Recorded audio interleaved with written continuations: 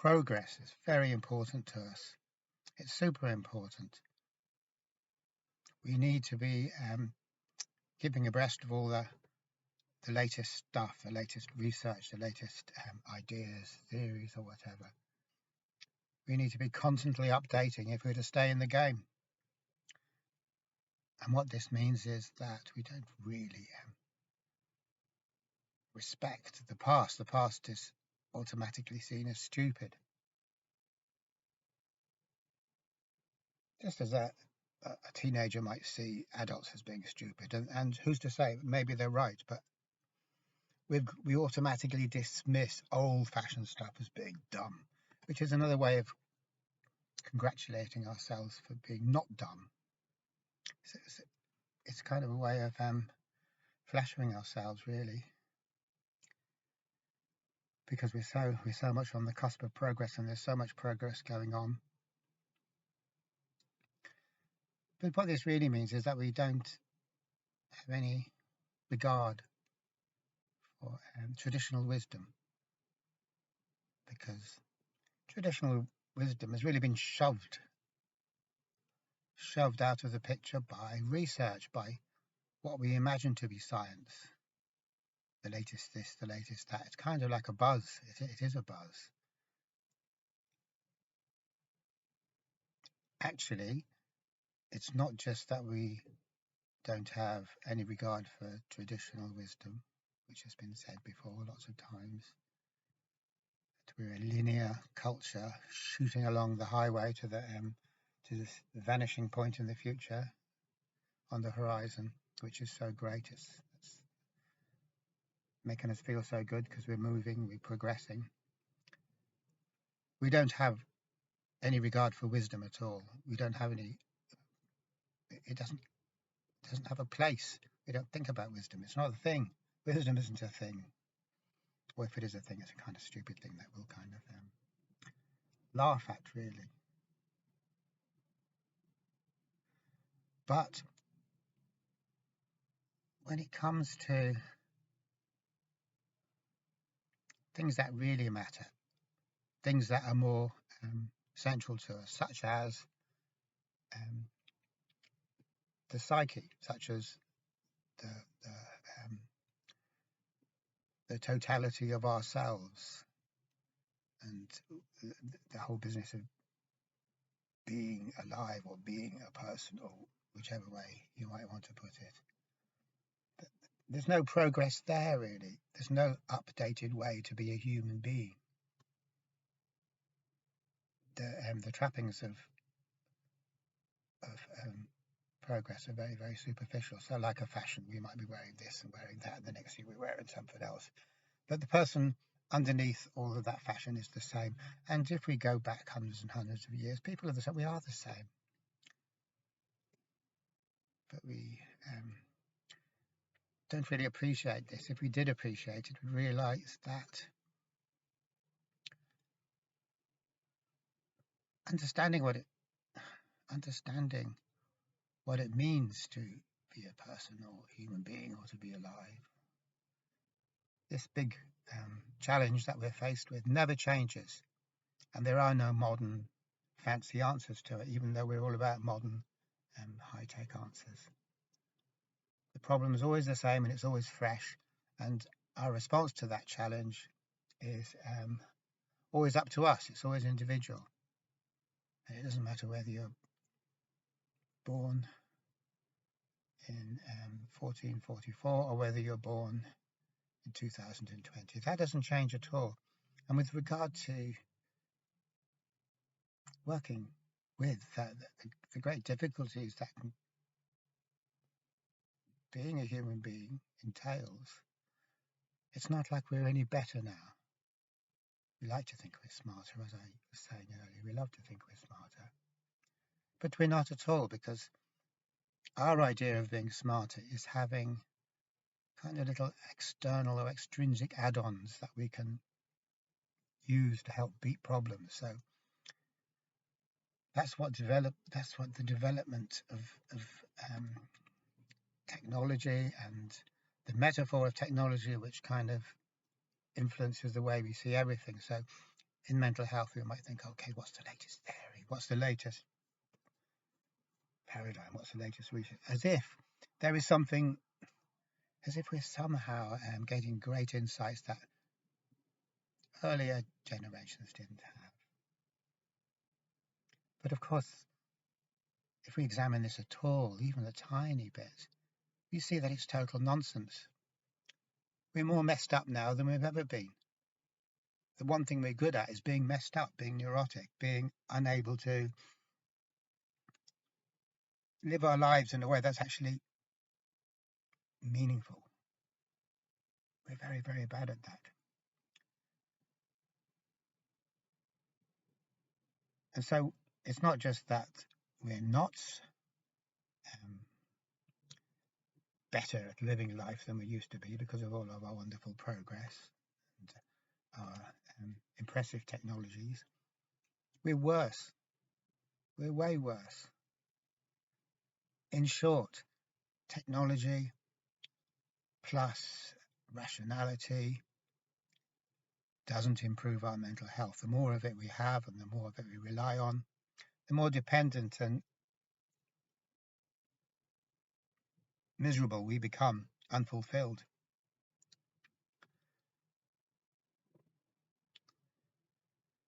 So if we were to think, okay, what's a good thing if I'm suffering from some kind of mental health condition? What's a good thing? What helps? So then inevitably, if you type that question on Google, you get loads of people saying, oh, well, this therapy, that therapy. They'll list acronyms as long as your arm, a list of acronyms. Now, any theory that is an acronym is suspect from the start. It's kind of cheap and nasty and gimmicky. And it'll be here today and gone tomorrow because there's always these new kind of acronyms, these new rationally originated therapies coming along. How can a crappy anachronism help us in responding to life's challenge? This kind of that's our thinking in a nutshell, really. That it actually can help us.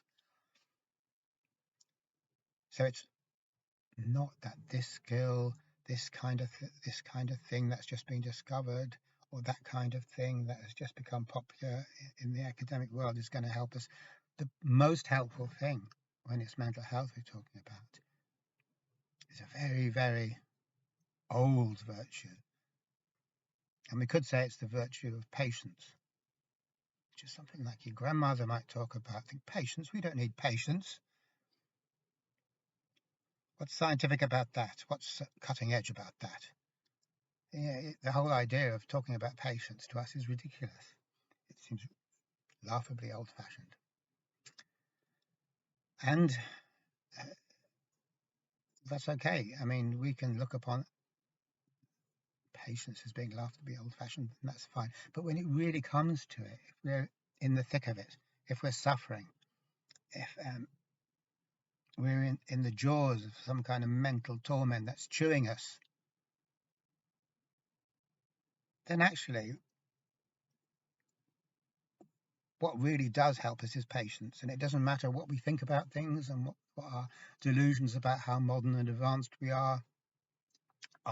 When it comes to the crunch, patience will help us.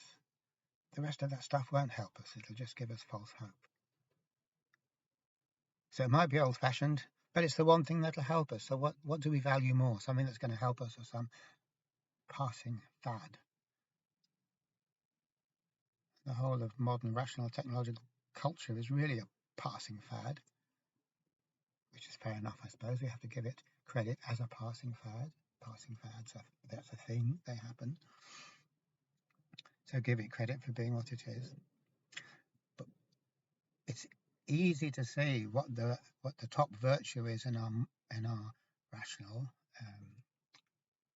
paradigm, and it's not patience. It's getting things to happen quickly the way we want them to. So it's kind of cleverness. So one way of defining what I'm calling cleverness or smartness is the ability to wangle things so we get the result we want very quickly. It's like if I want to be on the other side of the world. Maybe I can teleport myself instantaneously. That's cleverness. I don't have to walk because it'll take me a long time to walk. I can teleport there, etc., etc. It's all about, in other words, our dominant ethos is about saving time, saving the journey, because the journey is tedious, but just getting, which is something that Alan Watts has said, getting to the destination as quickly as possible. In fact, lots of people have said this. Jean Baudrillard has said this. It's kind of like we just want to be there and we don't want the messy business of getting there, transitioning and working away at it. We just want to be there instantly. I have an idea in my head, a notion. I want it materialized. So that's what technology does. Okay, the technology we have at the moment doesn't allow us to instantly actualize any wish. But sure, maybe in another 100 years when our technology gets more and more advanced, we just have to think about it. And vast networks of quantum computers will manifest what we think, what we want, what our impulse is about. And that, as far as we're concerned, in our way of thinking, that's the ultimate. But is it the ultimate? I mean, obviously, that would be a good basis for a very scary kind of dystopian science fiction novel, because we'd find out that actually it's not so great after all. Actually, we might find out, or we will find out, that if we did get to that stage of super advanced technology, we'd find out actually we've created the worst situation we ever could create.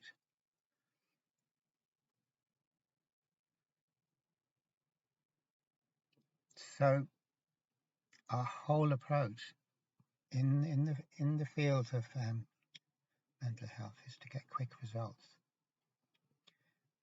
A simple example of how this works is to think about therapies or being in therapy. If you go back far enough, and it's easy to see that the way of looking at this business of being in therapy is that it takes a long time. You could be in therapy for years, and that isn't because the therapist is conning us or ripping us off or anything, even though in some cases it could be. But actually, it has to be like that because change, real change, as in organic change, not convulsive, effortful change, but organic change, only happens at a particular rate, just as a tree only grows at a particular rate. And it can't be accelerated. So we can't accelerate organic change. We can't accelerate growth. The fundamental thing, if we're growing, then that's a sign of mental health. Something's happening.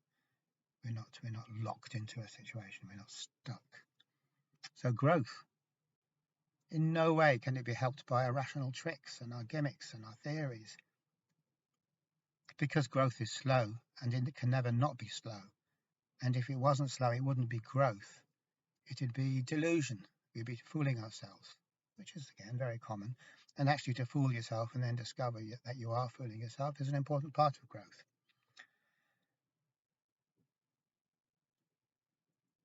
So these days, it's all that for the last 20, 30 years, the focus is on stuff like solution-focused therapy, which is the most telling kind of term ever. What the hell is a solution? What the hell do we imagine is a solution? If I'm sitting here in a particular mind state and I have an idea of a solution, that's just my own mind state. I'm not progressing at all. I'm not changing at all. I'm just trying to get what I want to be the case. But the big thing is it has to be done quickly, 8 sessions. Everything is about doing quickly, which obviously makes a lot more sense from the point of view of healthcare providers, because we really can't facilitate therapies that go on for a long time, which is fair enough. That's a real problem and it needs to be addressed. And maybe it can't be overcome. But the thing is, that doesn't mean that our all the hype about how brief therapy is good is true, because it's not true at all. It's just convenient. It's not true at all. There's absolutely no way that stuff can make any difference at all. It's all purest nonsense, utter nonsense. But it is possible for us to give the impression that we've got these effective mental health industries that are doing all these quick things and processing lots of people, and it's all very good. When we look into it, it's just a sham. It's a total sham. And yet we are under pressure as therapists to keep updating our skills and going to this training and that training and getting the getting the personal development points in and all of that, in keeping with the rest of our culture, where, say, if I'm working with computers, I really do have to update my skills because everything changes so fast. But with the psyche, that's not how it is. The psyche is kind of, it is what it is. It's eternal. It doesn't, and neither does it respond to gimmicky kind of fashionable approaches of this sort or the other. It's not amenable to hacking. We love hacking. Life hacks, in the sense of some sort of life hack. We love it. It's symptomatic of our way of thinking. We want the shortcut, not the long cut. But there's no hacking here.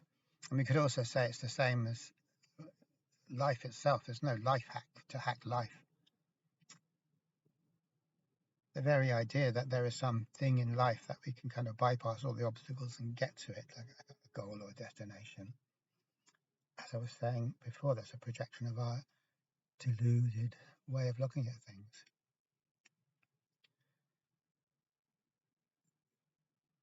There is no shortcut in life. The only way is to live it as it comes, step by step, and be open to what's going on, so that we can hopefully learn from our experience, and by that learning, change. Now, the big problem about that is the big problem that we don't like, and that's why it is a problem, because it's not really a problem, is that learning never takes place without pain. If there's no pain, there's no learning. There could be intellectual learning. Intellectual learning is nothing. That I can change my outlook a million times a day. It doesn't make any difference. It's just a posture. It's just like me changing my clothes. Deeper down, that type of change, what's actually changing isn't just my thinking and my way of doing things. It's who I am transmutes. That's what growth means. It doesn't mean adding on skills and this and that and making the kind of ego self more invulnerable and more able to deal with things. It means not being afraid to go through life in such a way that we're not trying to shortcut everything. And if we don't, then we will just go through the difficulty. And as a result of going through that difficulty and experiencing that hardship, we change. Not because we want to change, not because we're organizing it or manipulating it, because change happens when we surrender to the difficulty of life and just go through it without looking for a shortcut. So if we could do that, if we could have this approach in life where we aren't looking for a super accelerated way of getting to our goals, and it's not about improving ourselves, but rather just wholeheartedly going through whatever experiences we are going through as we are, and living life as we are, not as we think we want to be, then that means we've let go of all of our notions, all of our ideas. We're not trying to project our ideas on the world. We're just taking it as it comes, because how can we have ideas about what life is or isn't or should be or would be or could be? We don't know anything about life, so we can't hack life, and we also can't know what it is or should be. All we can do is just live it. Like Kierkegaard says, we have to, you might be able to understand it in hindsight, looking back, but when we live in it, we can't. We absolutely can't, because to be living life means you don't have any overview of it at all.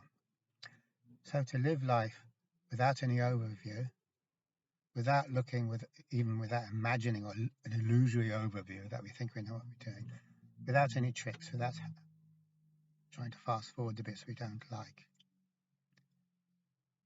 is not something that changes. There's no fancy new way of doing that, just like there's no fancy new way of being patient. Patience is patience. And patience is another way of talking about it is to talk about negative capability. To be in the uncertainty without grasping for resolutions. As long as we have some resolution in mind, we think, great, I'm going to hang on till the resolution comes, because the resolution is going to be great, everything's going to be fantastic, it's going to be worth it. That is how we usually get through difficulty.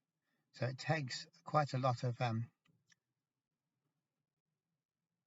we have to go through a lot of crap before we learn how not to do that, how not to project a goal, how not to project be aiming at some kind of resolution, but just to stay in the uncertainty and live it without an overview, but live it wholeheartedly and totally. Because if we are living it with some idea about what we want or what we don't want, we're not living it. We're playing the waiting game, because we're going to live it when it happens the way we want it, then we'll live.